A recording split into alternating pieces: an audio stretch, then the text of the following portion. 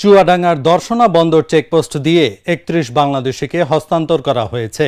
তারা ভারতে বিভিন্ন সময় আটক হয়েছিলেন। পতাকা বৈঠকের মাধ্যমে তাদের বিজিবির কাছে হস্তান্তর করেছে বিএসএফ।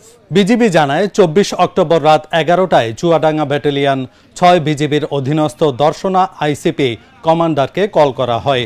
প্রতিপক্ষ ৩২ বিএসএফ ব্যাটালিয়নের অধীনস্থ গেদে ক্যাম্প কমান্ডার কল করে জানান, ভারতের অভ্যন্তরে বিভিন্ন সময়ে পুলিশের হাতে আটক নারী ও শিশুসহ ৩১ জনকে ২৫ অক্টোবর ফেরত পাঠানো হবে। শনিবার দুপুর ১টায় দর্শনা আইসিপির সীমান্ত পিলার ৭৬-এর কাছে পতাকা বৈঠকের মাধ্যমে বিএসএফ তাদের হস্তান্তর করে। পতাকা বৈঠকে বিজিবির পক্ষে নেতৃত্ব দেন সুবেদার মোহাম্মদ আবুল হাসান, বিএসএফের পক্ষে নেতৃত্ব দেন ইন্সপেক্টর শিবশঙ্কর সিং। ৩১ জন নারী, পুরুষ ও শিশুদের দর্শনা থানায় হস্তান্তর করেছে বিজিবি। তাদের বাড়ি ঢাকা, মানিকগঞ্জ, কুমিল্লা, ফেনী, নোয়াখালী, চুয়াডাঙ্গা সহ বিভিন্ন এলাকায়।